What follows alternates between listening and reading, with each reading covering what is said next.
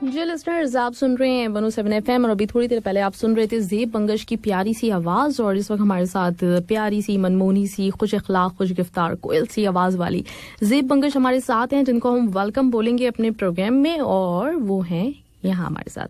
Hello, अस्सलाम वालेकुम। Hello, how you my nervous? I am good. आप कैसी हैं ज़ेब? सॉरी, आपकी आवाज नहीं आ रही। आपको आवाज़ नहीं आ रही? अब कुछ बेहतर है? हाँ जी, अब बेहतर है। सही सही जी। तो मैं पूछ रही हूँ, आप कैसी हैं ज़ेब? मैं बिल्कुल ठीक ठाक, थैंक यू। बस लाहौर आई हुई हूँ तो मुझे अच्छा लग रहा है, फैमिली के साथ वक्त गुजार रही हूँ। वाओ, जबरदस्त, ग्रेट। और सबसे पहले तो मैं आपको बोलूंगी बहुत बहुत शुक्रिया, आपने हमारी जो रिक्वेस्ट हमने आपसे की थी कि हम दोबारा आपको सुनना चाहते हैं, लिसनर्स की तरफ से बहुत इसरार था, बहुत ज्यादा एक्साइटेड थे आपको लेके। ये रिक्वेस्ट आई थी बहुत सारे लोगों की तरफ से कि ज़ेब को दोबारा जरूर इनवाइट करें, तो आपने हमारी रिक्वेस्ट एक्सेप्ट की, इसके लिए बहुत शुक्रिया।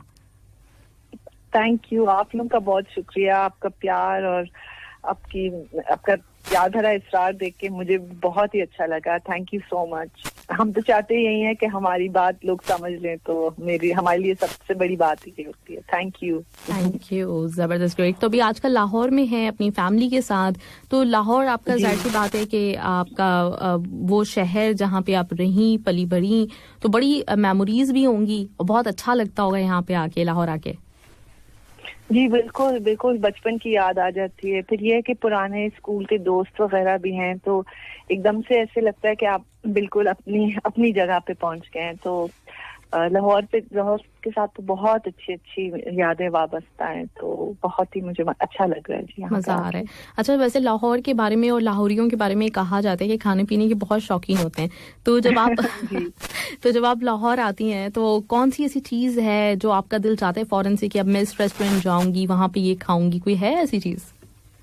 जी, आजकल तो आपको पता है कि वो कोरोना की वजह से काफी SOPs फॉलो किए जा रहे हैं, तो ज्यादा बड़े बड़े रेस्टोरेंट्स तो बंद हुए हैं, लेकिन ये है कि अभी तक लाहौर के खाने तो बिल्कुल हैं। वो कपरी सिनेमा का मैं खाती हूँ, हम लोग नाश्ता करते हैं, तो वो घर पे मंगवा लेते हैं, या फिर ग्राटो की जलेबियां होती हैं, या फिर बिस्मिल्लाह टिक्का होता है, और चांपे हैं। तो लाहौर की ये चीजें हम खाते रहते हैं। और आजकल फिश का है, तो वो फिश का मौसम है, तो फ्राइड फिश भी हम खाते हैं घर पे। तो बड़े जबरदस्त खाने खा रही हूँ जी आजकल। वाह, जबरदस्त। और उम्मीद करेंगे ज़ेब इतनी दुबली पतली, अच्छा मुझे लग रहा है कि आपने वेट थोड़ा लूज किया है, तो ये इरादतन हुआ है या फिर वैसे ही बस हो गया? जी, इरादतन तो हुआ था, लेकिन अब मेरे ख्याल में इस माह में अब शायद वो सारा मैं वापस पुट ऑफ कर दूंगी, बिकॉज मैं अपने ये लाहौर के खानों के सामने बिल्कुल वीक हो जाती हूँ, मेरा बिल्कुल बस नहीं चलता। सही, चलें कोई बात नहीं। आप वैसे इतनी प्यारी सी लग रही होती हैं हमेशा ही, चाहे आपका वेट कम हो ज्यादा हो, लेकिन आप लगती बहुत क्यूट हैं, बहुत प्यारी लगती हैं जी। थैंक यू जी सेब। अच्छा, वैसे तो आज ये है कि लिसनर्स की चॉइस पे आप आई हैं, तो मैंने लिसनर्स से ये वादा किया है कि उनके सारे सवालों के जवाब जो उनके जहनों में है वो भी हम लेंगे। और साथ ही साथ मैं पहले एक मुबारकबाद आपको देना चाहती हूँ, माशाल्लाह से आप जब पहले आई थी और उसके बाद अब जब आपने मुझे ज्वाइन किया है, तो 4 आपके न्यू प्रोजेक्ट्स आ गए हैं और चारों ही कमाल के हैं, तो उनके बारे में भी हम बात करेंगे जी। सबसे इम्पोर्टेंट जो सबसे पहले जिसके बारे में बात करना चाहूंगी ज़ेब, वो आपने जो अल्लामा इकबाल डे पे जो कलाम पढ़ा है, सबसे पहले तो मुबारकबाद। इतनी खूबसूरती से आपने वो कलाम पढ़ा और इतना इंसाफ किया उसके साथ, तो उसके लिए बहुत मुबारकबाद आपको। बहुत शुक्रिया जी, बहुत शुक्रिया। मेरे लिए बहुत बड़े एजाज की बात थी कि उन्होंने कि मुझे एयरफोर्स वालों ने चुना ये करने के लिए, लेकिन टू बी ऑनेस्ट मैं काफी ज्यादा डरी हुई भी थी, क्योंकि बहुत बहुत बड़ी हस्ती हैं और उनका कलाम भी बहुत भारी भरकम है। तो ये मेरे लिए बहुत बड़ी खुशी की बात है कि लोगों ने इसको एक्सेप्ट कर लिया और मैं कर पाई इसको थोड़ा बहुत। नहीं, बहुत अच्छी तरीके से आपने अदायगी की है, और उसमें जो एक कॉम्बिनेशन है फारसी का उर्दू के साथ, और कलाम एक तो इतना खूबसूरत है, उसके बारे में मैं जानना चाहूंगी, क्योंकि मेरी तो जबानों पे लास्ट टाइम भी मैंने आपको बताया था कि मेरी कोई इतनी दस्तरस नहीं है, लेकिन माशाल्लाह से आपका ये फन है और आपकी ये एक्सपर्टीज है कि आप मुख्तलिफ जबानें बहुत अच्छी तरीके से जानती हैं, तो आप समझ भी अच्छी तरीके से पाई होंगी उस कलाम को। तो कैसा लगा वो कलाम की जो उसकी सोच है, वो कितनी आपके ऊपर असरअंदाज हुई? जी, ये जो एक नज़म है अल्लामा इकबाल साहब की, तो ये इसमें से एक जो मिसरा है, सहारास्त के दरियास्त तहे बालों परे मास्त, ये हमारी पाकिस्तान एयरफोर्स का मोटो है। तो ये हर जगह होता है। तो उन्होंने एक्चुअली ये सोचा कि पूरी की पूरी नज़म पढ़ी जाए और इसको एक तरह से एज अ सॉन्ग एंथम की तरह से उसको पेश किया जाए। तो शुरू में तो मैं जानती थी कि ये बेसिकली यूथ के लिए गाना है।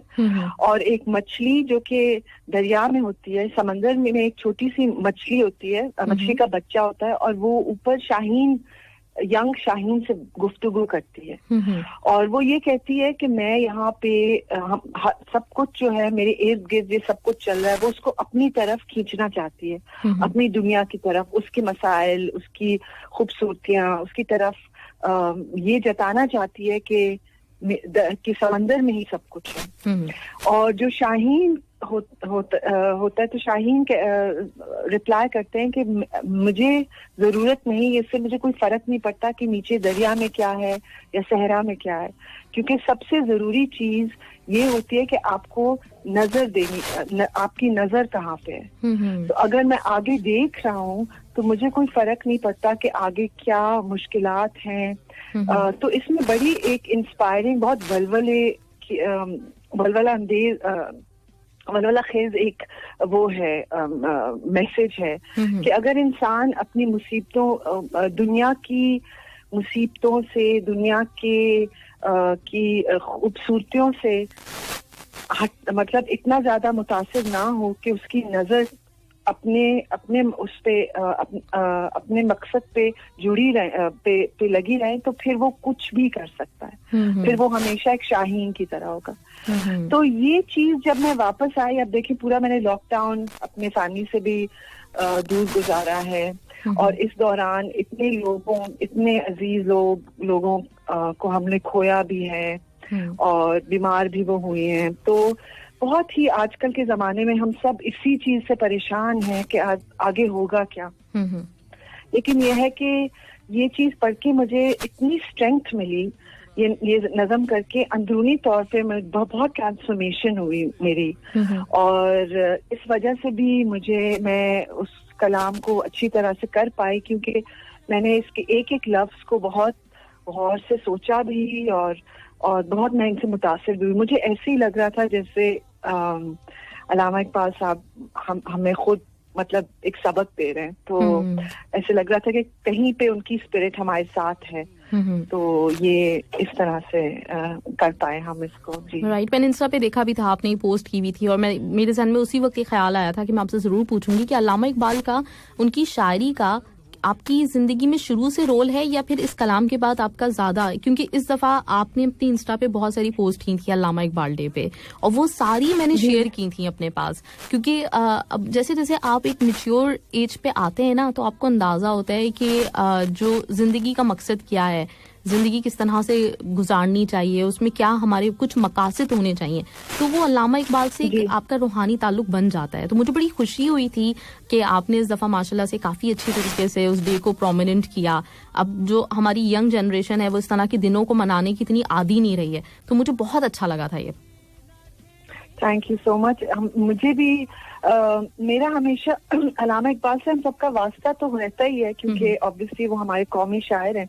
लेकिन हमारी बदकिस्मती है कि हम अपने ज्यादातर जो हमारी बड़ी हस्तियां हैं उनको हम बहुत करीब से नहीं जानते और उनके काम को करीब से नहीं जानते।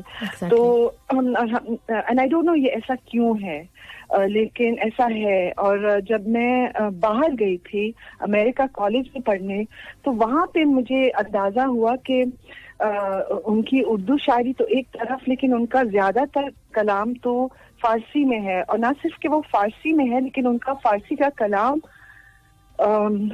मतलब एक लिटरेरी तौर पे बहुत बड़े बड़े कलाम के साथ मतलब रूमी और हाफिज के साथ साथ अल्लामा इकबाल का कलाम फारसी में पढ़ा जाता है। और उनका नाम हालांकि वो थे सियालकोट से, लेकिन पूरी दुनिया में वो इकबाल लाहौरी से जाने जाते हैं, जो फारसी स्पीकिंग वर्ल्ड है। और सब लोग और मुझसे जब लोग कहते थे, ओ अच्छा तुम लाहौर से हो, तुम्हें इकबाल लाहौरी का ये शेर याद है, और फारसी में बोलते थे। और मुझे बड़ी शर्मिंदगी होती थी कि मुझे तो पता भी नहीं था कि वो फारसी में इतना उनका कलाम है, मतलब। और फिर तो उसके बाद मैंने कोशिश तो की थी, लेकिन मुझे मुश्किल लगता था। उनका जो कलाम मुझे मुश्किल लगता था, लेकिन अभी आज आके इस गाने के जरिए ऐसे लगता है कि अल्लाह ताला ने एक नया एक दरवाजा खोला है मेरे लिए, क्योंकि मुझे बहुत अच्छा भी लगा है और मेरे दिल को बहुत भाया है। और बिल्कुल मैं इसको आगे लेके जाना चाहूंगी। मैं अपने कौमी शायर को बेहतर समझना चाहूंगी इसके बाद, क्योंकि मेरे ख्याल में इसमें हमारे लिए, हम सबके लिए बहुत कुछ पड़ा हुआ है। बिल्कुल एग्जैक्टली। और मेरी आपसे रिक्वेस्ट है कि जब भी जैसे आप कुछ सीखें, कुछ समझें, तो उसको उसी तरह से शेयर कर दिया करें अपने इंस्टा पे, फेसबुक पे, ताकि आपके साथ साथ हम लोगों को भी थोड़ा सा ना, मतलब एक होता है जो जिन लोगों को हम बहुत पसंद करते हैं, उनकी हर चीज को जो वो फॉलो कर रहे होते हैं, जो वो काम कर रहे होते हैं, तो उनके फॉलोअर्स भी वही करते हैं। तो अच्छा रहेगा कि अगर आप उसको साथ साथ हमसे शेयर भी करती रहें। जी बिल्कुल, जरूर। Thank you so much Muzeb. अच्छा, मेरे पास अभी फारसी की बात हो रही थी, तो फारसी के ही हवाले से असमत आफरीदी का आपके लिए एक सवाल था। इन्होंने आपको कहा है, अस्सलाम वालेकुम ज़ेब बंगश, आपको बहुत बहुत आपका शुक्रिया, आपने हमें दोबारा ज्वाइन किया। और इन्होंने कहा है कि मैम आप फारसी जबान में बहुत अच्छे गाने गाती हैं। तो मेरा आपसे सवाल ये है कि फारसी जबान पे आपको क्या मुकम्मल उबूर है, या फिर जो लिखा हुआ होता है उसको समझ के गाती हैं? और एक और सवाल कि मेल और फीमेल जो सिंगर्स हैं हमारे, तो उनमें से किसके गाने आप ज्यादा सुनती हैं या उनके साथ काम करना चाहती हैं आजकल के जो हैं? जी, फारसी जबान पे मुझे मुकम्मल अबूर बिल्कुल भी नहीं है।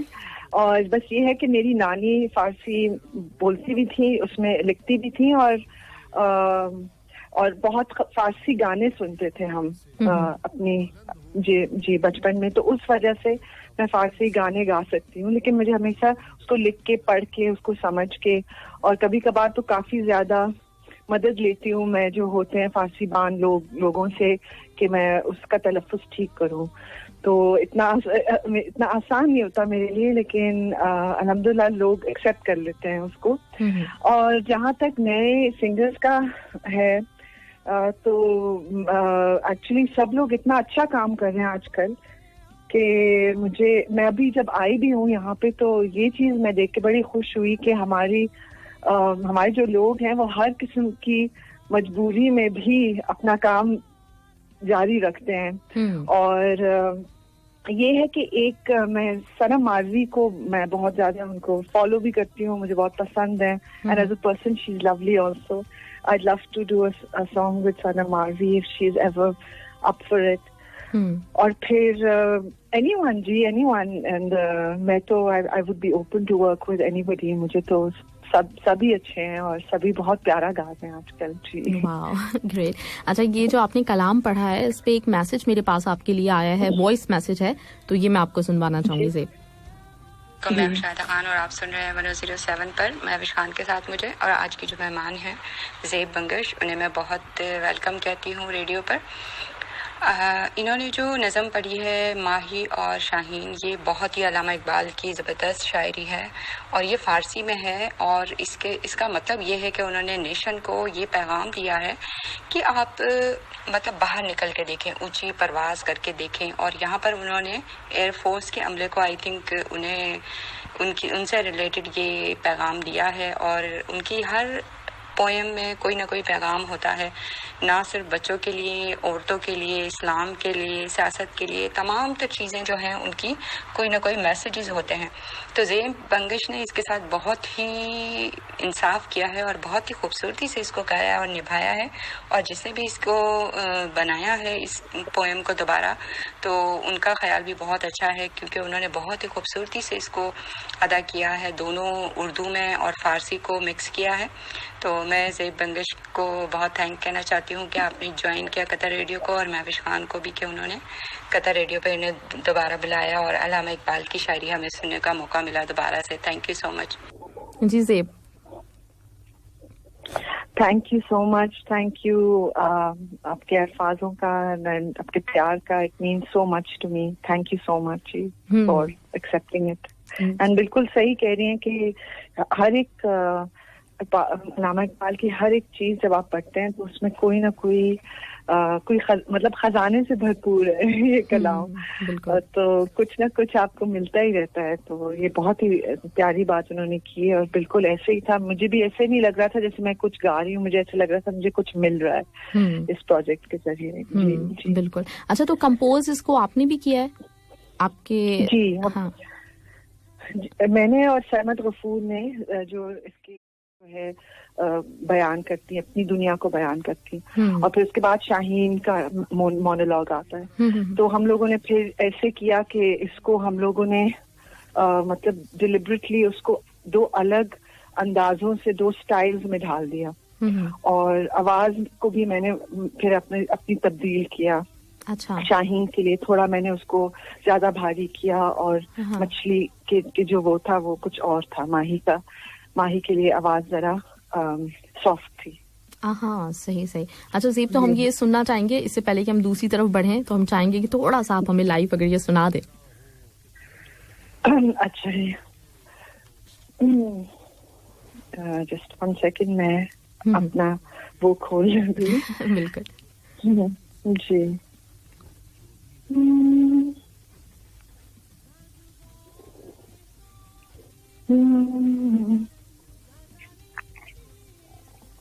I'm just 1 second.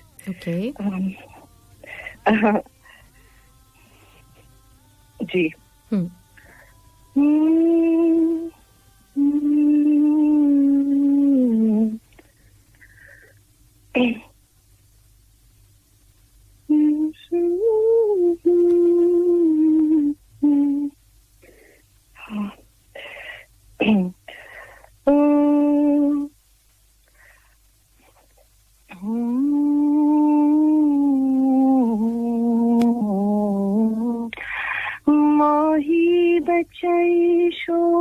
बशोही बचई गुफ این سلسله موجود که بینی همه دریاست بیرون نتوان رفت ز سیل همه گیرش بالای سر مست ته پست همه جست هر لحظه جوان است و روان است و دوان است از گردش ایام نفزون شدن کست. वाह, जबरदस्त. जी जबरदस्त ग्रेट. इतना काफी है क्योंकि अभी हमारे पास और भी गाने हैं, हम वो भी सुनेंगे आपसे. बहुत जबरदस्त कलाम, बहुत जबरदस्त आपकी आवाज, बहुत अच्छा लगा. अच्छा, दूसरे प्रोजेक्ट की तरफ मैं आती हूँ जो उसने भी मुझे बड़ा अपील किया. एक और है, वो मेरा अपना पर्सनल बड़ा फेवरेट है और उसके बारे में थोड़ी सी लेकिन बाद में बात करेंगे. अभी वो उम्मीद की मंजिल के बारे में मैं बात करना चाह रही हूँ. इसको मैंने जब देखा तो इसकी वीडियो में भी थीम है रेट्रो स्टाइल, थोड़ा सा पास्ट में हमें ये ले जाता है. और इसी तरह आपने अपनी आवाज को भी बिल्कुल वैसे ही रखा है जैसे 70s में 60s में गाने गाए जाते थे. जी, एक्चुअली ये उम्मीद की मंजिल जो है ये बहुत ही स्पेशल गाना है मेरे लिए, क्योंकि ये हमारे बहुत बड़े जो थे कंपोजर पाकिस्तानी फिल्मों के, ख्वाजा खुर्शीद अनवर, उनके पोते का डेब्यू है ये. सही. तो उन्होंने अपने दादा जान को एक ट्रिब्यूट के तौर पे ये गाना लिखा था और उन्होंने बिल्कुल पुराने अंदाज में रखा और इसकी रिकॉर्डिंग भी वैसे हुई. तो इस वजह से इसमें वो पुराना अंग नजर आता है. सही. तो वो पुराने साज भी इसमें इस्तेमाल किए गए जो जमाने में होते थे. बिल्कुल बिल्कुल जी. वो बांसुरी, सारंगी और जो था बड़ा सा ऑर्केस्ट्रा और वो बीच बीच में जाइलोफोन के थोड़े थोड़े बिट्स, तो उन्होंने बिल्कुल सारी अरेंजमेंट भी उसी तरह से की हुई है जी। बिल्कुल। तो ये अभी जैसे अभी आपने अल्लामा इकबाल के कलाम गाया, हर गाना एक दूसरे से बिल्कुल मुख्तलिफ है जो भी आपके 4 प्रोजेक्ट्स आए, तो इसमें वो वाला स्टाइल एक अलग तरह का हुआ करता था उस वक्त गाना, तो उसके लिए कुछ रिहर्सल्स किसी को सुना, कोई इंस्पिरेशन रही इस प्रोजेक्ट के लिए? जी, आई मीन उसके लिए इंस्पिरेशन जरूर मैंने राइट, ज़ेब की कॉल ड्रॉप हुई है, हम उनको दोबारा लेते हैं, जब तक वही ट्रैक जो मैं आपको जिसकी बात कर रहे थे वो हम सुनते हैं। कम बैक जी, थैंक यू। नहीं, मैं सिर्फ ये कहती कि वो ये ख्वाजा खुर्शीद अनवर के जो गाने हैं जो मैडम ने गाए थे, तो उन गानों को मैंने अपने सामने रखा और काफी 3-4 महीने तक मैं उन्हें सुनती रही। बाकी ये है कि क्योंकि मैं क्लासिकल सीख रही हूँ और उस्ताद है मेरे पास, तो वो सब आवाज वगैरह तो इतना नहीं तब्दील हो सकती, ऑब्वियसली वो तो अल्लाह ताला ने सबको अपनी मखसूस आवाज दी होती है, लेकिन ये कि जो छोटा छोटा स्टाइल की चीजें होती हैं, एक्सप्रेशन की चीजें होती हैं, तो वो मैंने बहुत गौर से उनके ये कुछ गाने सुने और बड़ी प्रैक्टिस की उनको मद्देनजर रखते हुए रिकॉर्डिंग से पहले, तो इस वजह से वो पुराना अंग आपको ज्यादा नजर आ रहा है। बिल्कुल, बहुत अच्छी तरह, और मैंने यही चीज बहुत ज्यादा नोटिस की थी कि ये आजकल क्योंकि वो बिल्कुल गानों का स्टाइल नहीं है, तो वो बिल्कुल एकदम से इतने पुराने मतलब समझे जमाने में जाके उसी की थीम को लेके आपने बहुत इंसाफ के साथ उसको भी गाया, वो भी हम आपसे सुनेंगे, लेकिन उससे पहले कुछ सवालों की तरफ मैं आ जाती हूँ लिसनर्स के जो हमारे पास हैं। अहमद सिद्दीकी का मैसेज है आपके लिए, इन्होंने पूछा था आपसे कि एक सिंगर के लिए मोस्ट इम्पोर्टेंट क्या होता है, सिर्फ अच्छी आवाज का होना लाजमी है, कॉन्फिडेंस का होना जरूरी है, या फिर बैक सपोर्ट जरूर होनी चाहिए?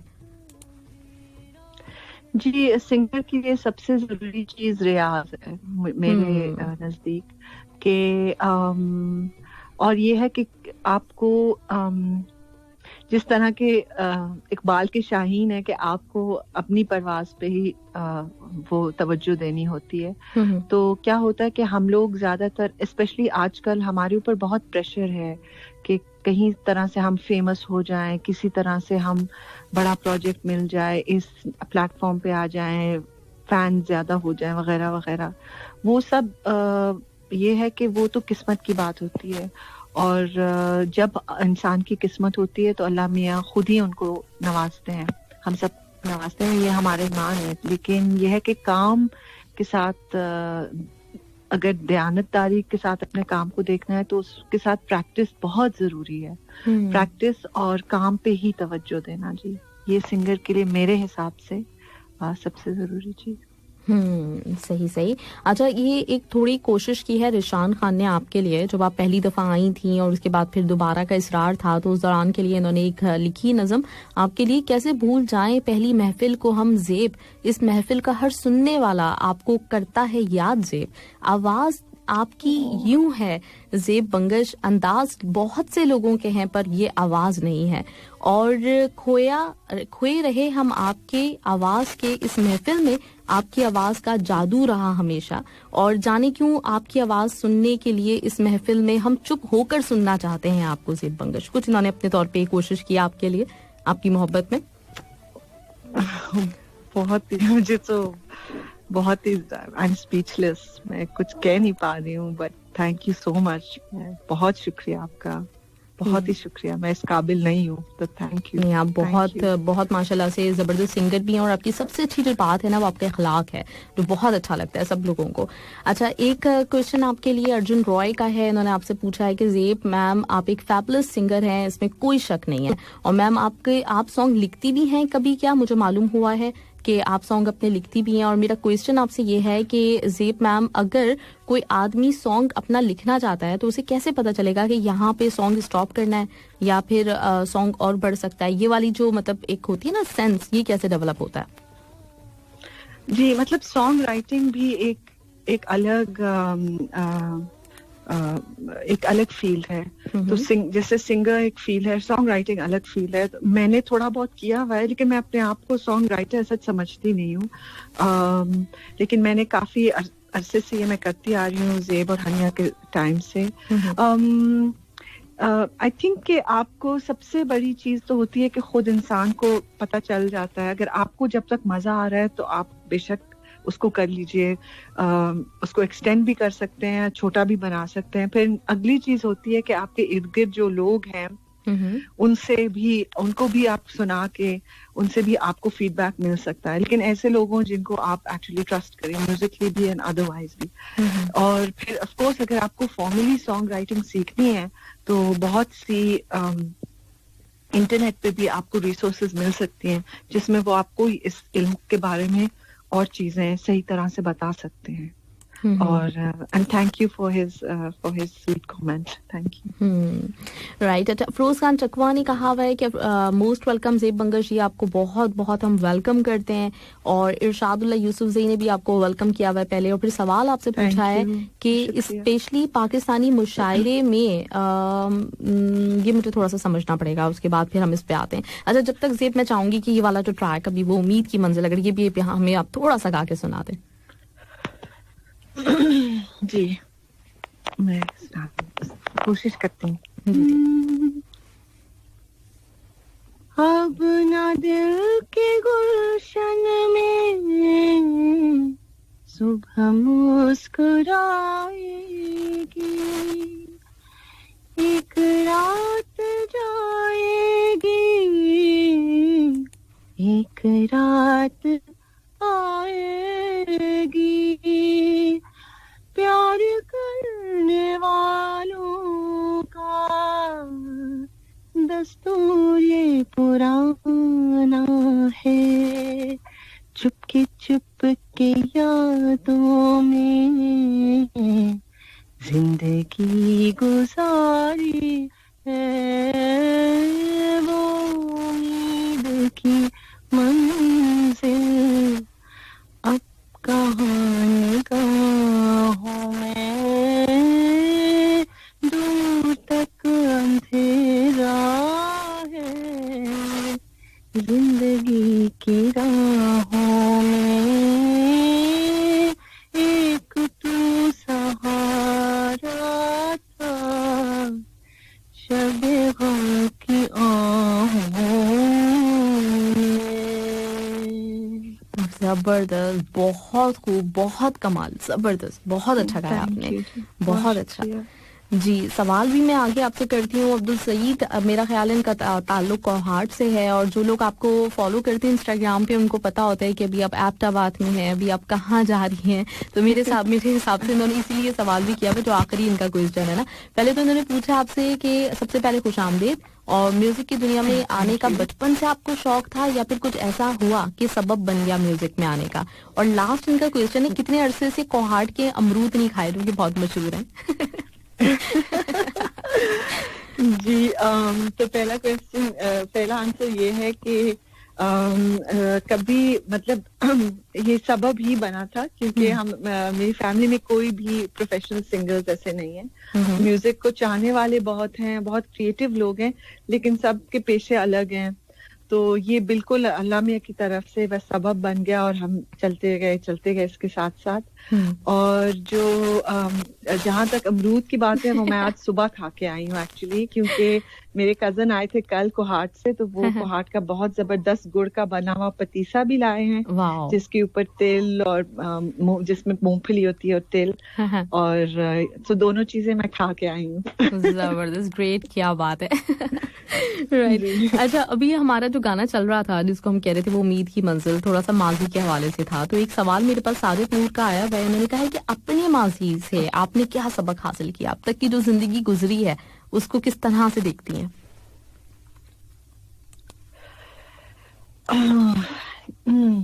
अपने माजी से तो यानी मैंने सबसे बड़ी चीज ये कि कभी भी मायूसी को नहीं अपने ऊपर तारी करना चाहिए, और दूसरों की जिंदगी, उनकी ऊंच नीच की तरफ नहीं देखना चाहिए और अपनी तरफ देखना चाहिए, और अपने साथ और अपनी ईमान के साथ आपका एक रब्त जो है ना वो बिल्कुल पुख्ता होना चाहिए।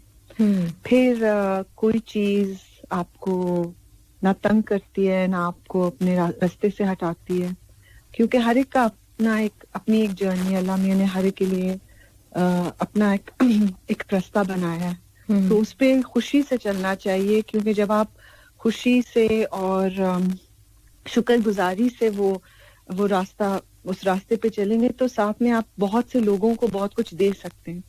क्योंकि मायूसी में अजीब बात ये होती है कि फिर आप किसी और को कुछ नहीं दे पाते हैं।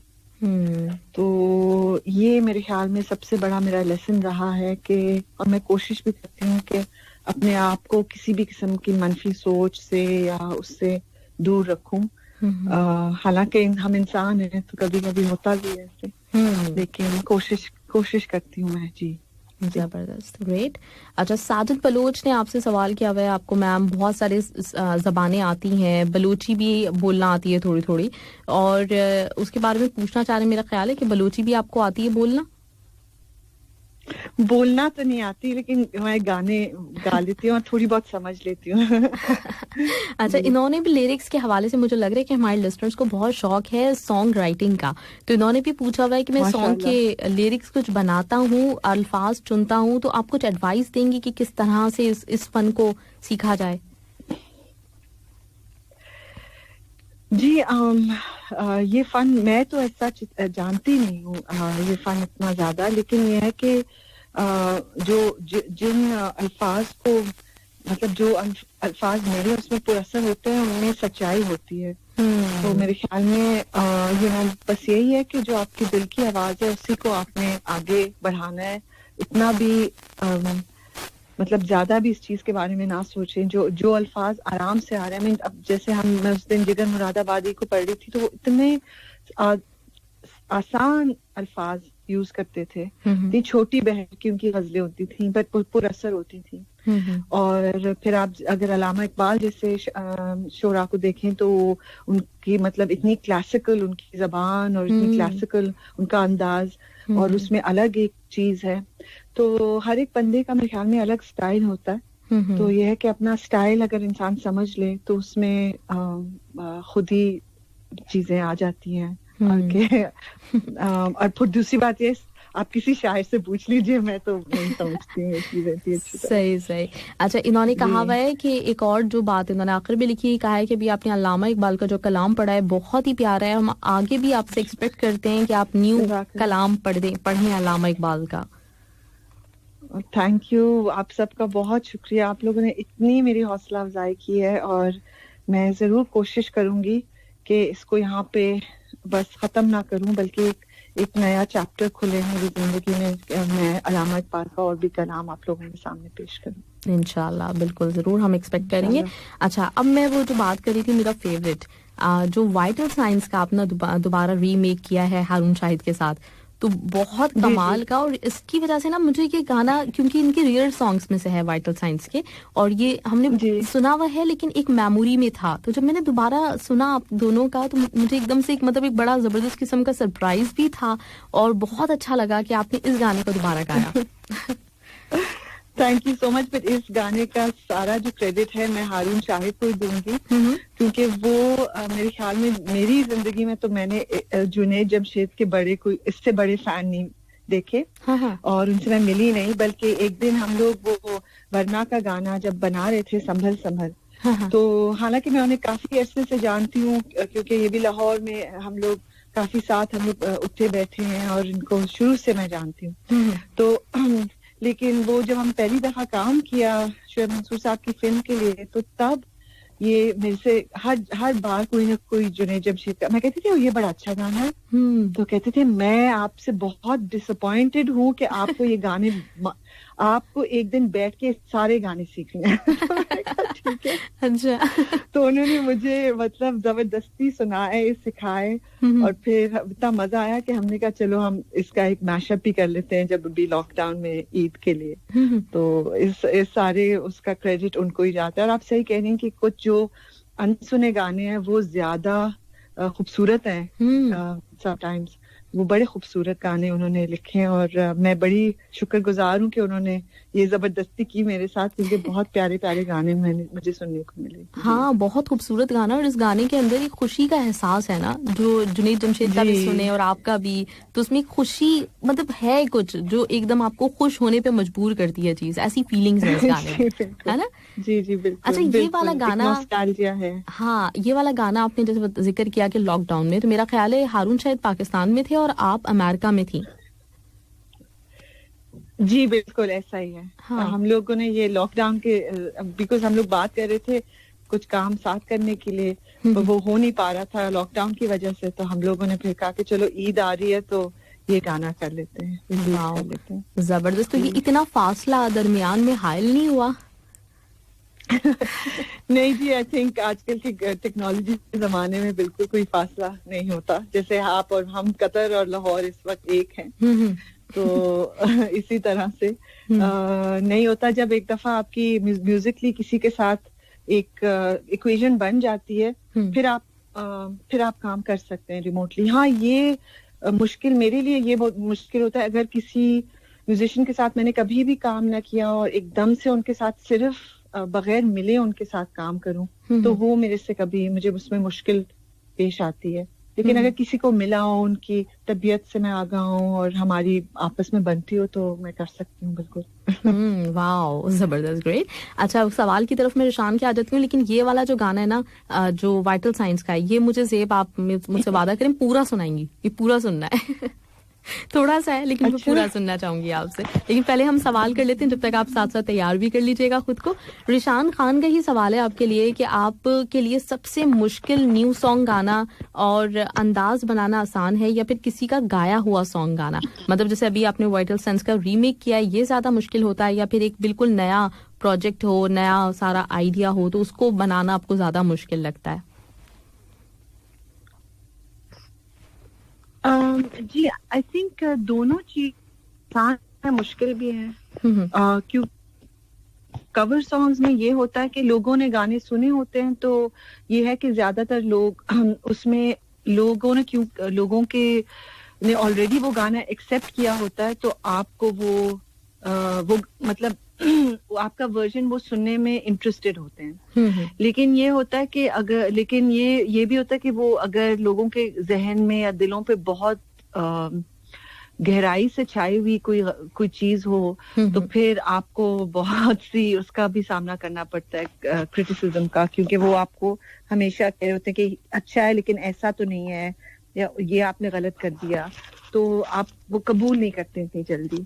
और ओरिजिनल में ये होता है कि आप अपने तरीके से काम अपना तो करते हैं, लेकिन फिर आपको पता नहीं होता उसका कि उस ट्यून में क्या है क्या नहीं है, आप बस अपने उससे करते। तो दोनों चीजें मुश्किल भी हैं, आसान भी हैं, गाने पे डिपेंड करता है। जी बिल्कुल सही बात है। वैसे भी मतलब आपने ये गाना गाया, रीमेक किया इसको, तो लोगों ने बहुत सराहा, लेकिन आपको याद होगा कि कोका कोरीना जो गाया गया था, आहत ने गाया था उसको, तो उसमें लोगों ने बहुत पीछा ले लिया था, बहुत मुश्किल हो गई थी। तो ये बड़ा मुश्किल होता है कि उस चीज को वैसे ही रखा जाए कि लोग जितनी मोहब्बत करते हैं ना उस गाने से। बिल्कुल सही बात है। तो ये वाला गाना सुना रही है? जी कोशिश करती हूँ, दो आवाजों में है ये तो।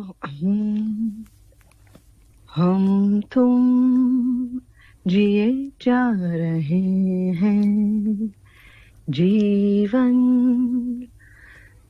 संभल ही रहा है, लेकिन दिन ब दिन एक जुनून जाने क्यों बेवजह बढ़े जा रहा है।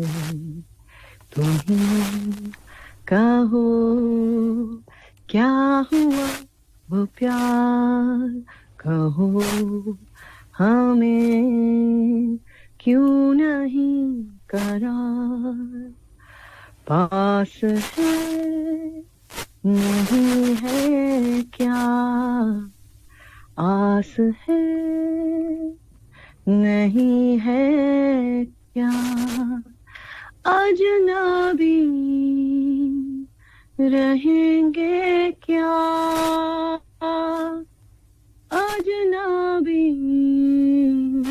रहेंगे क्या। ओ मेरी रातों के पहले सपने, ओ मेरे दिल की पहली धड़कन, ओ मेरी रूह की पहली खुशबू, मेरे बदन की पहली हलचल, आओ तो रह जाओ मेरे पास, आओ तो मत जाओ। दिल दरवाजा खोले कब से खड़ा हूँ, आओ मेरे मेहमान आओ।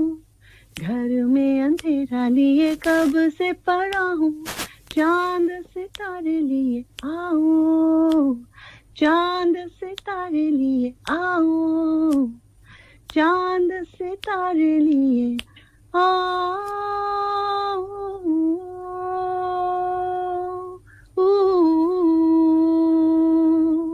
जबरदस्त जबरदस्त जबरदस्त, बहुत जबरदस्त ये बंगश, कमाल। मतलब इसमें भी वेरिएशन है, शुरू का स्लो, फिर उसके बाद में वो खुशी वाला पार्ट आता है एकदम से ना, तो जबरदस्त कमाल का गाया आपने, बहुत शुक्रिया। Thank you so much. और ये गाना मुझे मतलब मैंने दोबारा सुना ना, मैंने वही कहा कि एक मेमोरी आपके साथ होती है उस हर गाने की, तो मैं एकदम से बड़ा सरप्राइज हुआ मुझे कि वाह ये वाला गाना दोबारा।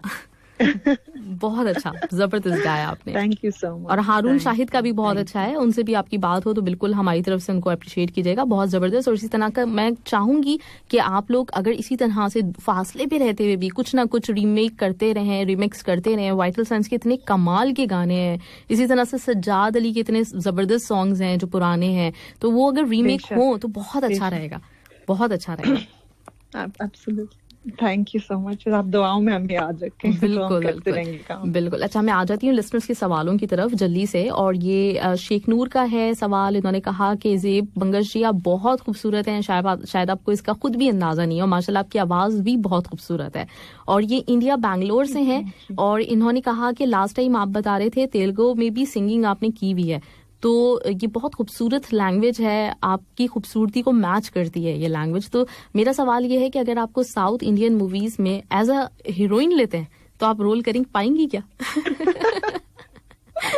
बिल्कुल करूंगी, मैं बहुत शौक से देखती हूँ साउथ इंडियन सिनेमा भी, और मुझे बहुत पसंद है साउथ इंडिया जनरली भी। अच्छा, वाह। तो बैंगलोर, हाँ जी, क्योंकि हमारा सबसे पहला कॉन्सर्ट था वो चेन्नई में था, और फिर कोयम्बटूर और बैंगलोर, केरला, तो हम लोग यहाँ सब हम ज्यादातर टूरिंग हमारी थी ही साउथ इंडिया में, और वहाँ पे लोग इतने मौसीकी के और आर्ट से इतने करीब हैं सबके सब, और तो बहुत ही अच्छे पुरजौक लोग हैं वहाँ पे, और आई वुड लव टू वहाँ पे मैं काम करना जरूर बहुत पसंद करूंगी। जबरदस्त, ग्रेट। मौका मिला। अच्छा, मैं खुद भी ये पता नहीं क्यों मुझे भी एक वाइब्स आ रही थी आपकी पोस्ट देखकर कि कुछ एक्टिंग का मुझे लग रहा है कि कुछ सीन ऑन है, कुछ होने वाला है क्या?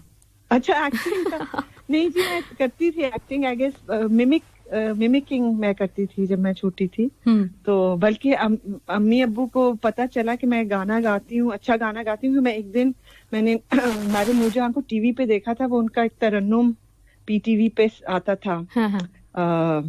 एक प्रोग्राम जिसमें वो ऐसे साड़ी पहनती थी और ऐसे उनके बाल बने होते थे, तो बड़ी वो जबरदस्त लगती थी। तो मैं छोटी सी थी, मैंने उन्हें देखा, तो मैं जाके बिल्कुल अम्मी का दुपट्टा लेके ना मैंने साड़ी पहनी और वही गाना गाना शुरू कर दिया। अच्छा। इस तरह उनके अंदाज में ना, तो तब मेरी नानी बैठी हुई थी, उन्होंने कहा ओ ये तो गाना पूरा गाना गा रही है, इसको सिखाओ, और इसकी तो आवाज। वाह, तो नूरजहां का गाना और उनके स्टाइल में। हाँ बिल्कुल, और मैं चाहूंगी कि आप एक्टिंग करें, क्योंकि मुझे लग रहा है, मतलब मैं पिछले कुछ अरसे से नोट कर रही हूँ ये कि आप एक्टिंग भी कर सकती हैं, आप जरूर इस फील्ड में आए। चलिए, अगर कोई मौका मिला तो फिर I'll look into it. Thank you for the encouragement.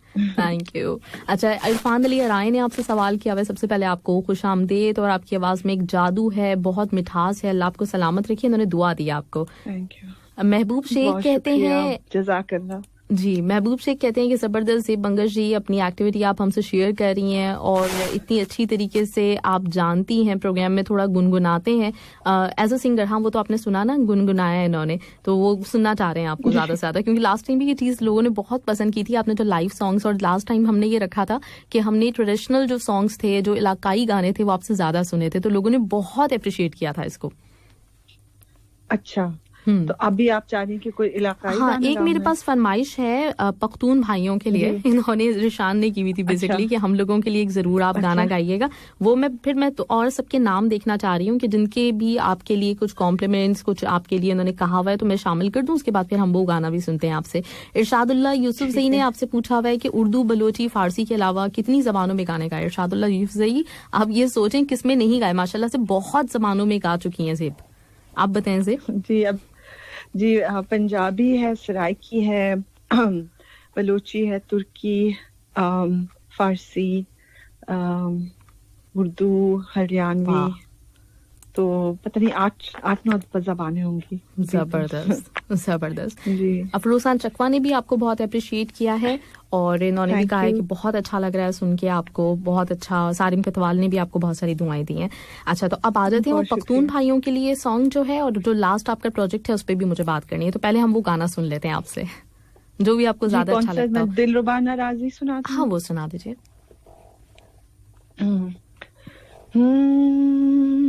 Zar shazama, dagare har shazama.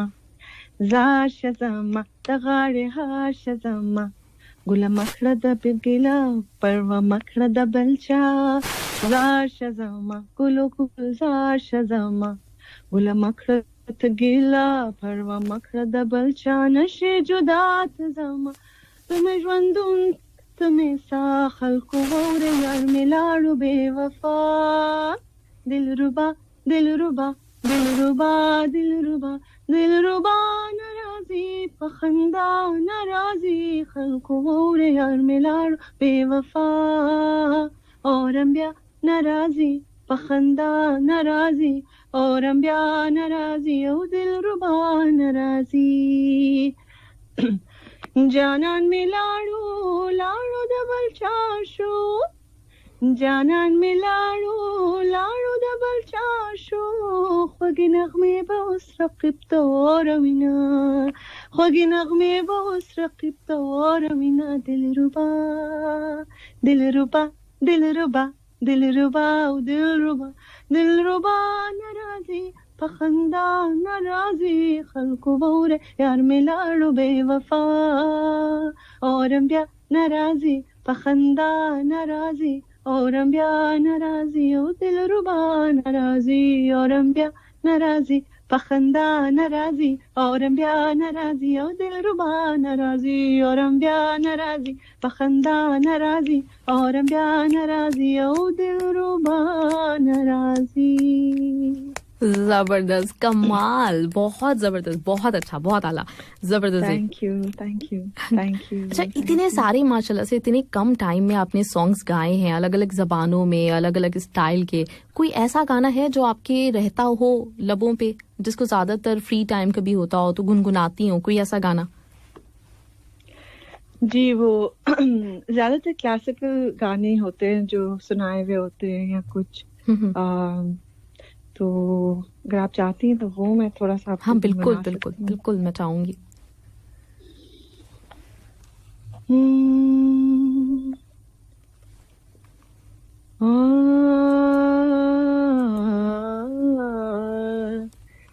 मैं जाग पड़ी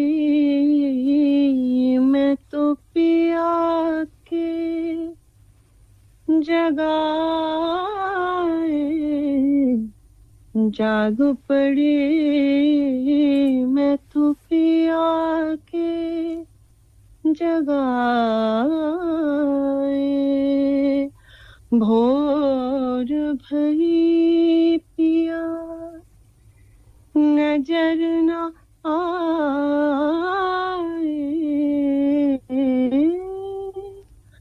भोर भई पिया नजर न आए जाग पड़ी मैं तो पिया के जगाए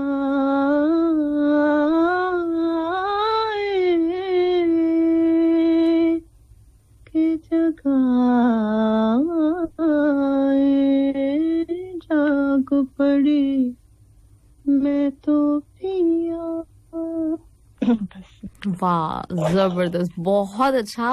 मैंने पहली दफा सुना है लेकिन बहुत अच्छा लगा मुझे, जबरदस्त। अच्छा ज़ेब, आपका कोई प्लान है, जैसे आप ट्रेडिशनल क्लासिकल म्यूजिक की बहुत बड़ी फैन हैं भी और आप गाती भी रही हैं, गा रही हैं, तो कोई ऐसा प्लान इन फ्यूचर कि कोई ऐसा प्लेटफॉर्म बनाया जाए जहाँ पे दोबारा से एक रिवाइवल के लिए काम किया जाए, क्लासिकल म्यूजिक के लिए, ट्रेडिशनल म्यूजिक के लिए? जी, मतलब बिल्कुल प्लेटफॉर्म ज़रूरी है, लेकिन मैं कल ही ये बात कर रही थी एक्चुअली कुछ लोगों के साथ के प्लेटफॉर्म से ज़्यादा आजकल, क्योंकि प्लेटफॉर्म्स का बहुत एक वो हो गया है, ज़रूरी ये है कि हम उन म्यूजिशियंस को पकड़ें, उन परफॉर्मेंस को पकड़ें, उन उस्तादों को पकड़ें जिनको ये इल्म आता है, और उनको हम एम्पावर करें। प्रॉब्लम हमारे यहाँ ये आ रही है कि प्लेटफॉर्म तो बहुत चल रहे हैं, लेकिन उन पे वही लोग बार बार आ रहे हैं जो कि ऑलरेडी बाकी प्लेटफॉर्म्स में हैं।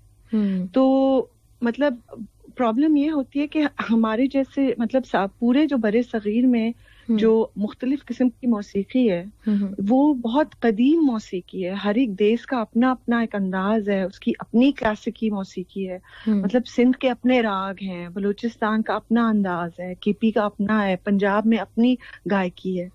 तो ये सारी चीजें जो हैं, ये हम इन सबको हम लोग पॉप म्यूजिक में नहीं डाल सकते। Exactly. वो भी अच्छी बात है, वो भी बहुत खूबसूरत बात है, और यंग लोगों को भी आगे आना चाहिए। लेकिन सिर्फ यंग लोग अगर आगे आएंगे तो हमारे पीछे से कोई ढारस नहीं होगी और कोई फाउंडेशन नहीं होगी। तो अब मैं इस चीज के इंतजार में हूँ कि कब हमारे उस्तादों के लिए कुछ किया जाएगा, कब उन्हें थोड़ा सा, मुझे नहीं पता कि कैसे होगा, लेकिन मैं परेशान हूँ इस चीज के बारे में काफी ज्यादा। और क्योंकि म्यूजिक परफॉर्मेंस से बनता है, प्लेटफॉर्म से नहीं। एग्जैक्टली। तो और हम लोग मतलब और हम लोग जब देखते भी हैं या हेल्प भी, मदद भी करते हैं, तो मदद की जो तरीकाकार होता है वो ऐसे होता है कि जैसे आप किसी को खैरात दे रहे हो कि वो इनको हॉस्पिटल के लिए पैसे देते हैं, ये कोई तरीका तो नहीं है। मतलब आपको उन्हें सेल्फ सफिशिएंट करना है। जो इल्म उनके पास है वो हमारा कौमी असासा है, उसको प्रिजर्व करना है। तो उनको प्रिजर्व करके हम उस इल्म को प्रिजर्व करते हैं, अपने लिए भी और अपने बच्चों के लिए भी। Exactly. तो ये सॉरी, आपने मेरी दुखती रख दी। नहीं मैं बेसिकली सोच रही थी, क्योंकि आपका एक बड़ी अटैचमेंट है इस चीज के साथ ना, मैंने हमेशा ये नोट किया है, तो मैं इसीलिए सोच रही थी कि और मेरी अटैचमेंट, जी आप कहिए। सॉरी, आप कहिए। जी मैं ये कह रही हूँ, मेरी अटैचमेंट तो थी शुरू से। हम सभी ये गाने सुनते हैं। मेरे ख्याल में मेरी खुशकिस्मती थी कि मुझे इन लोगों के साथ उठना बैठना और मुझे थोड़ा बहुत वो इल्म सीखने का मौका मिला। ये अल्लाह ताला की बहुत बड़ी बरकत है, बहुत रहमत है मेरे ऊपर। तो और जब से मैंने ये सीखना शुरू किया है, मुझे जो कुछ मिला है इससे, तो मैं चाहती हूँ कि सबको मिले। एग्जैक्टली, सबको मिले वो बहुत। और हमारी जो जिस तरह के ट्रेडिशनल आर्ट्स हैं उसमें, और जिस तरह से आपको एक उस्ताद सिखाते हैं, अच्छे उस्ताद अगर आपको मिल गए, तो वो सिर्फ आपको गाना नहीं सिखाते, वो आपको इखलाक भी सिखाते हैं, वो आपको तहजीब भी सिखाते हैं, वो आपको एक जहनियत के साथ आगाह करते हैं। तो ये सारी चीजें आगे जाके हमारे लिए बहुत फायदेमंद होती हैं। एग्जैक्टली, बिल्कुल सही बात है। तो बस इसलिए मुझे लगता है कि हमें अपने जो ट्रेडिशनल प्रैक्टिशनर्स हैं, उनके लिए सही मायनों में काम करना चाहिए। और उस काम का मतलब ये नहीं है कि उनके लिए उनको एक तनख्वाह दे दें, बल्कि उस इल्म की कदर करनी चाहिए जिसको वो कई सदियों से उनके खानदान वाले वो काम करते आ रहे हैं, और जो इतना इल्म का असासा उनके पास है, उसको हमें उसकी कदर करनी चाहिए और उसको फरोग देना चाहिए। एग्जैक्टली, बिल्कुल सही बात है। अच्छा, वैसे होता ही है ना कि हर चीज की अपनी रूट्स होती हैं, तो म्यूजिक की भी जो रूट्स हैं वो वही है, जो क्लासिकल म्यूजिक जहाँ से शुरुआत हुई थी, जो उस्तादों का फन था। तो हमें इसी वजह से देखिए हम लोग ये गिला भी करते हैं कि 90s में हमें बड़ा जबरदस्त म्यूजिक प्रोड्यूस होते हुए नजर आया, वो था पॉप म्यूजिक, लेकिन उसकी जो इंस्पिरेशन थी, जो कलाम वो सुन रहे थे, जो म्यूजिक सुन रहे थे, वो था क्लासिकल म्यूजिक था। तो उन्हीं से उन्होंने सीखा हुआ था और एक उन्होंने फ्यूजन क्रिएट किया था। अब बाद में बदकिस्मती ये होती जा रही है वो क्लासिकल जी बिल्कुल जी आप कहिए। उस वक्त ये था कि क्लासिकी म्यूजिक, गजल गायकी, ठुमरी, फोक, ये और पॉप सब अपनी अपनी जगह मकबूल थे। और सब चीजों, कोई चीज एक दूसरी चीज में कहीं कहीं ढलती थी, लेकिन सबका अभी ये कि सब कुछ पॉप में ढलता जा रहा है। हाँ, वो आपकी देसी फोक म्यूजिक हो, क्लासिकी मौसीकी हो, वो तो किसी चीज में वो प्योरिटी हमें अभी मुयस्सर नहीं हो रही। ठीक है, एक तजुर्बे की, उससे एक ईजाद के हवाले से ये बड़ी खूबसूरत चीज है और मैं इसकी कदर करती हूँ, मैं खुद उसमें शामिल रही हूँ। लेकिन यह है कि जो चीज की असल है वो भी तो रखी जाए। मतलब अगर आप ऑरेंज जूस और एप्पल जूस को मिला के पी रहे हैं, तो लेकिन आपको अलग-अलग भी तो ऑरेंज और एप्पल मुयस्सर होना चाहिए ना। सिर्फ मिक्स तो आप नहीं पी सकते हैं। बिल्कुल सही बात है, बिल्कुल सही। अच्छा, एक चीज जो मैंने हमेशा नोट की, और आप बहुत हम्बल हैं, खुश अखलाक हैं, ये सब लोग जानते हैं, एक जो चीज और है वो ये है कि आप अपने जितने भी फैंस हैं उनको रिस्पॉन्स करने की भी कोशिश करती हैं, जो कि बहुत रेयर है। नॉर्मली जो सेलिब्रिटीज स्टार्स होते हैं वो नहीं करते। तो आप देखती हैं, उनके कमेंट्स देखती हैं, उसको लाइक भी करती हैं, उसका जवाब भी देती हैं। तो कभी ऐसा हुआ कि सबसे क्यूट आपको कोई एक जहन में रह गया हो, किसी का कमेंट आपके काम पे, आपकी पर्सनालिटी पे, जो आपको कुछ जहन में हो, या किस तरह के कमेंट्स को एंजॉय करती हैं? कमेंट्स तो मैं सारे एंजॉय करती हूँ, और बल्कि बहुत से मेरे जो दोस्त हैं वो मुझे कहते हैं, भाई सेलिब्रिटी हर एक चीज का जवाब नहीं देते हैं तुम हर एक को ट्राई करती हो। क्योंकि मैं देख रही हूँ तो मैं लाइक तो करूँगी, मैं बाज नहीं आती हूँ उससे। हाँ। क्योंकि मैं बहुत ज्यादा कदर करती हूँ, मुझे बहुत अच्छा लगता है जब लोग इंटरेक्ट करते हैं मेरे काम से। एक दो दफा अभी काफी मजाया चीज हुई, क्योंकि वो मैं जब भी आजकल पिछले कोई 4-5 महीने से जब भी कोई गाना रिलीज कर रही हूँ, तो मेरे कुछ ऐसे पठान फैंस हैं जो कि बहुत ही नाराज होते हैं मेरे से। अच्छा। और तो हाँ जी, बहुत नाराज होते हैं कि अगला पश्तो गाना कब आएगा। तो वो देख के मुझे डर भी लगता है, मुझे हंसी भी आती है काफी ज्यादा। तो बस ये बड़ी स्वीट बात है कि वो अब मेरे से लड़ना शुरू हो गए। अच्छा। तो मैं आज ही मैं स्टूडियो में बैठी थी, तो मैंने कहा प्लीज भाई, मुझसे लड़ाइयाँ शुरू हो गई हैं, तो आई थिंक अब मुझे वो गाने रिलीज कर देने चाहिए। एक तो ये है, और दूसरा ये कि the sweetest thing that I ever heard was that जब पैमाना निकला था, आई थिंक उसके काफी अरसे बाद, आई थिंक 8 साल बाद, किसी ने मुझे टेक्स्ट किया, दे हैड अ वीडियो, उनकी जो नानी थी तो वो she was in the hospital और she was not feeling well, या जो काफी अरसे से वो रिस्पॉन्ड नहीं कर रही थी किसी चीज को। और वो फारसी जानती थी लाहौर की, लेकिन फारसी में उन्होंने MA किया हुआ था। तो मेरा गाना जब ये लगा पैमाना, तो वो उठ के बैठी और उन्होंने स्माइल किया, और वो गाना, वो अभी तक मुझे वो वीडियो इतनी प्यारी लगती है, मेरे फोन में है वो। And so I always remember that's one of the sweetest things, because जब आपका काम किसी की एक्चुअल पर्सनल जिंदगी में इतना इंटीमेटली उनको इतनी छू जाए और उनको इससे फायदा हो, तो इससे ज्यादा आपको खुशी किसी चीज की नहीं मिलती। एग्जैक्टली, बहुत जबरदस्त, बहुत वाकई क्यूट भी बात है, बड़ी एजाज की भी बात है कि किसी की इस तरह की कंडीशन हो और वो आपकी गाने को सुन के वो दोबारा से उसके अंदर एक जो ना जज्बा पैदा हो। जी, वो फारसी भी था ना, क्योंकि उन्होंने फारसी का गाना नहीं सुना था काफी अरसे से, तो वो उनके कानों में जब फारसी और गाना पड़ा तो वो एकदम से ऐसे उठ गई और फिर उन्होंने स्माइल किया। तो फिर उन्होंने वो किया, फिर से हाथ हिला रही थी वो छोटा। सही, जबरदस्त, ग्रेट। अच्छा, ऐसी कोई चीज है ज़ेब जो आपके फैंस आपके बारे में ना जानते हो, थोड़ी सीक्रेट सी हो, कोई सीक्रेट साइड हो आपका जो आज डिस्क्लोज करना चाहें? मैं बता दूं तो फिर तो वो सीक्रेट नहीं रहेगी। हाँ, ये भी है। बहुत ऐसी चीजें हैं, बहुत सारी हैं। अच्छा, सही सही। अच्छा, वैसे आप ड्रामा मूवीज वगैरह देखती हैं? कभी कभार जब मुझे वक्त मिले तो मैं देख लेती हूँ। अच्छा, ग्रेट। अच्छा, ओएसटी के बारे में मैं बात करना चाह रही थी। आपका जो दुल्हन का ओएसटी है तो वो भी बहुत जबरदस्त है। मैं चाहूंगी कि थोड़ा सा उसको भी शेयर भी करें आप, एक्सपीरियंस को भी, और उसको थोड़ा सा गा के भी हमें सुना दें। जी, इसका एक्सपीरियंस बस यही है कि मैं वही इसी तरह अमेरिका में थी, वकार भाई की मुझे कॉल आई, उन्होंने कहा कि मेरे साथ ओएसटी करना है, तो मैंने कहा ऑफ कोर्स करना है। ऐसे बातें पूछा ना करें। तो आपको पता है बहुत बड़ी बड़ी फैन हूँ, एक तो सजाद भाई की भी और वकार भाई की भी। तो उन्होंने कहा कि हाँ मैं कर नहीं रहा हूँ, काफी अरसे से मैंने नहीं किया, बट अभी ये एक है तो आप करके अब देख लो। उन्होंने भेजी मुझे ट्यून और मैं काफी डरी हुई थी कि मैंने कहा पता नहीं क्या होगा, लेकिन पहला ही जब मैंने उन्हें भेजा ना एक रफ, तो उन्होंने उसको ओके कर दिया। उन्होंने कहा कि बिल्कुल सही है, बस उसमें अब एक अलाप डाल दो और बहुत सही है, सब कुछ ठीक है। तो उन्होंने मुझे फिर से करने की इजाजत भी नहीं दी क्योंकि उनको अच्छा लग गया। बस ये है कि ओएसटी में होता ही है कि पूरा गाना सुनने को नहीं मिलता, बट मुझे ये बहुत पसंद है ये ओएसटी, और इंशाल्लाह जब पूरे का पूरा निकलेगा तो फिर ऑडियंस सुनेंगी इन्हें। लेकिन ये ऐसा क्यों होता है? ये मतलब इतनी देर में रिलीज क्यों करते हैं? जैसे एक जो ट्रैक है ये दिल मेरा, वो जो शराज उपल का है, वो भी मुझे बहुत पसंद है, और वो सिर्फ 1.5 मिनट का सॉन्ग है, और मैं वेट कर रही हूँ एक अरसे से कि कब रिलीज होगा, लेकिन नहीं हो रहा। इसी तरह हम ओएसटीज का यही देखते हैं, क्या प्लान होता है इनका, क्यों नहीं करते रिलीज? पता नहीं, मेरी तो समझ से बाहर है। आप पूछिएगा जरूर। ये किससे पूछना चाहिए? आप मुझे बताएं, मैं उनका इंटरव्यू लूंगी। आई गेस चैनल्स से पूछना चाहिए कि वो क्यों ऐसे करते हैं।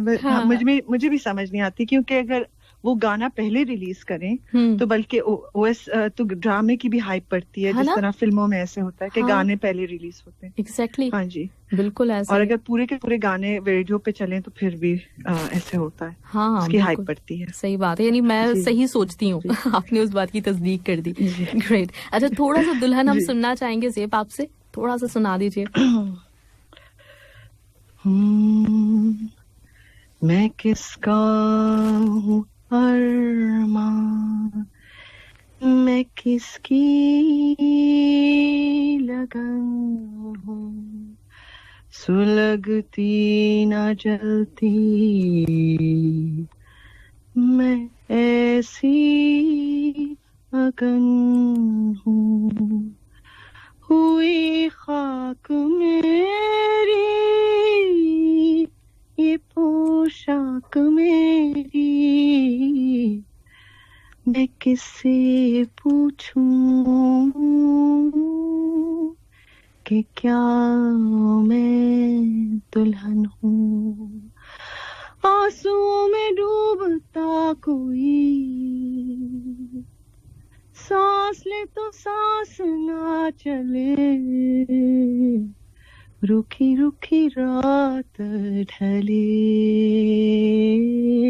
रुखी रुखी रात ढले, आंसुओं में डूबता कोई, सांस ले तो सांस ना चले, रुखी रुखी रात ढले, रुखी रुखी रात ढले। जबरदस्त जबरदस्त, बहुत आला, बहुत जबरदस्त। लास्ट में आपके मैसेजेस जो हैं आपके लिए आए हुए, एक शेख महबूब ने आपसे सवाल किया है। उन्होंने कहा है कि आपने सुबह मीठा खाया। नॉर्मली लोग कहते हैं कि अगर इस तरह की कुछ ऑयली और मीठी चीज खाओ तो आवाज खूबसूरत नहीं रहती। आपका क्या राज है, इतनी खूबसूरत आवाज कैसे मेंटेन की हुई है आपने, कि मीठा भी खाया सब कुछ, लेकिन इसके बावजूद आवाज वही खूबसूरत है? जी नहीं, एक्चुअली आज मैंने बहुत बदतमीजी की और ना समझी में बदतमीजी की। सुबह उठते ही वहां पे दही फुल्की बनी थी घर पे, तो एक तो अमरूद भी नहीं खाना चाहिए, वो भी मैंने खाया। फिर मैंने दही फुल्की के भी 1-2 चम्मच खाए, लेकिन फिर उसके बाद मैंने जरा गर्म चाय पी के उसको कवर कर दिया, लेकिन खाना नहीं चाहिए। तो आज बदतमीजी की थी। अच्छा, लेकिन खूबसूरती आवाज है माशाल्लाह से आपकी वही बरकरार है। तो उसका उन्होंने राज भी पूछा था। क्या करती हैं वैसे, कुछ आवाज के लिए अलग से खाने पीने के हिसाब से कुछ ख्याल रखती हैं?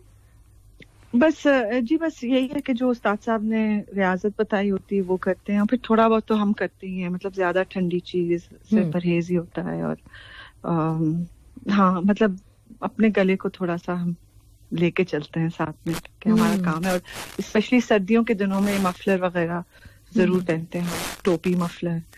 तो ये इस तरह से कोशिश करते हैं, गला फिर भी खराब हो ही जाता है वैसे। हाँ, वैसे जितनी एहतियात करो ना तो उतना ही मसले भी आते हैं ना, ये भी होता है थोड़ा सा। जी जी हाँ बिल्कुल। अच्छा, अब आपने जैसे अभी बताया कि आप सॉन्ग्स अभी वकार अली वाला भी आपने बताया, से पहले हारून शाहिद वाला भी, कि आपने रिकॉर्ड किया उसे वहीं, तो आपने कोई सेटअप बनाया हुआ घर पे, कोई स्टूडियो आपने खुद से बनाया हुआ अपना? नहीं जी, मेरा अपना कोई इस वक्त स्टूडियो नहीं है, मैं बना रही हूँ अपने घर में। लेकिन जब मैं अमेरिका में होती हूँ तो वहाँ पे मेरे कुछ चंद हैं स्टूडियोज जिनके साथ मैं काम करती हूँ, अब काफी अरसा हो गया। तो वो मेरी, हाँ जी, तो उनके साथ अब मेरी काफी रापो है, तो वहीं पे जाके मैं रिकॉर्ड कर लेती हूँ। सही सही सही। अफरोज चकवा ने भी आपकी बहुत तारीफ की हुई है, मुबीन बुखारी कहते हैं बहुत जबरदस्त इंटरव्यू, बहुत मस्त। और इसके साथ अहमद सिद्दीकी ने आपकी बहुत तारीफ की हुई है कि ज़ेब बंगश जितना बड़ा नाम है उससे भी कमाल की सिंगिंग और उससे बढ़ के इखलाक आपका, तो बहुत इन्होंने आपको दुआएं दी हुई हैं। और इरशादुल्ला यूसुफ ज़ेब ने आपको बहुत शुक्रिया कहा है पश्तो पे, तो थैंक यू सो मच ज़ेब, बहुत अच्छा लगा इस दफा भी आप हमारे साथ आई। और मैं उम्मीद करती हूँ कि जब नेक्स्ट टाइम आप हमें ज्वाइन करेंगी तो आपके इसी तरह और भी बहुत सारे प्रोजेक्ट्स होंगे और कमाल के प्रोजेक्ट्स होंगे आज की तरह। बहुत शुक्रिया, जज़ाकल्लाह, बहुत थैंक यू एवरीबॉडी। और हर बार आके बहुत ही अच्छा लगता है, thank you so much. And इंशाल्लाह आएंगे और गाने भी आएंगे, तो बिल्कुल, और फिर बिल्कुल सुनते भी रहेंगे, और हम आपको वैसे भी इस तरह से लाइव भी सुनना चाहेंगे, तो जरूर इंशाल्लाह ताला हमारी दुआएं आपके साथ हैं। आपको बहुत सारा काम अच्छा अच्छा आता रहे, हम सुनते रहें, और फिर यहाँ पे लाइव भी हमें सुनने को आप मिलती रहे। Thank you so much, thank you ज़ेब, अपना बहुत ख्याल रखिएगा, इंशाल्लाह फिर जरूर आपसे बात होगी इंशाल्लाह। Thank you Mahavish. और मैं उम्मीद करती हूँ कि आप मुझसे बोर नहीं हुई होंगी, क्योंकि आज मेरा भी इम्तिहान था कि दूसरी दफा भी नहीं। आपकी तो एनर्जी माशाल्लाह इतनी अच्छी है कि दिल ही नहीं करता खत्म होने का। मुझे भी, मेरा भी बिल्कुल सीरियसली आपसे बात होना तो दिल नहीं चाहता कि ये एंड हो, लेकिन इंशाल्लाह ये सिलसिला जुड़ा हुआ है, हमारा चलता रहेगा इंशाल्लाह साथ इसी तरह से। तो ख्याल रखिएगा, इंशाल्लाह फिर बात करते हैं। बहुत बहुत शुक्रिया, इंशाल्लाह फिर मिलते हैं। ओके जी, अल्लाह हाफिज। संडे के रोज आपके लिए ये जो हम तुम वाला ट्रैक है वाइटल साइंस का, ये तो मैं जरूर प्ले करूंगी, मेरा खुद बड़ा दिल चाह रहा है सुनने का एक दफा और इसको इंशाल्लाह ताला हम जरूर प्ले करते रहेंगे। ज़ेब बंगश के जबरदस्त ट्रैक्स हैं जो कि हम प्रोग्राम का हिस्सा बनाए रखेंगे। और कुछ मैसेजेस में जल्दी से आपके शामिल कर लेती हूँ।